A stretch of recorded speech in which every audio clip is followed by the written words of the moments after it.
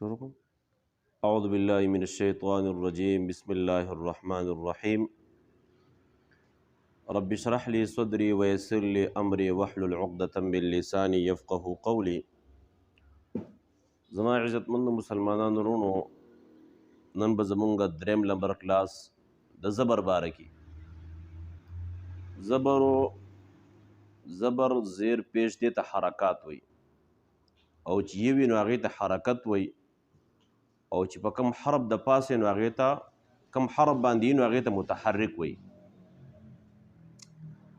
زبرو د ادا کېږي د خولې د اواز د بیرته کېدو نه، بغیر د جټکې او بغیر د راښکودو نه.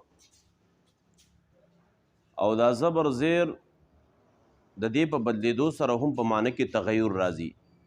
لکه مثال طور باندې انت دی، اوس که په انت باندې تا باندې زبر راشي او د انت په ځای باندې انتی وې نو معنی کې بدلون راځي. نو دې وجه باندې زبرو دا ادا کېږي د خولې د اواز د بیرته کېدو نه، بغیر د جټکې او بغیر د راښکودو نه.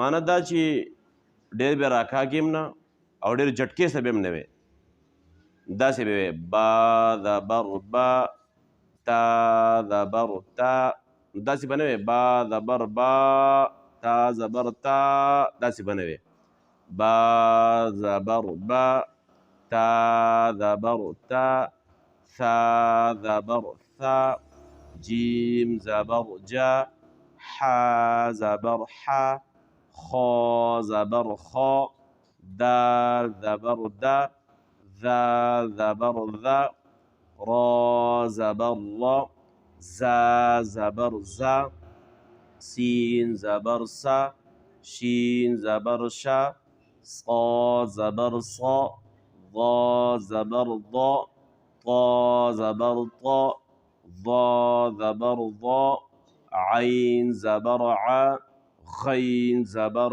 غا، فا زبر فا، قاف زبر قا، کاف زبر کا، لام زبر لا، میم زبر ما، نون زبر نا، واو زبر وا، ها زبر ها، حمزه زبر آ، یا زبر یا.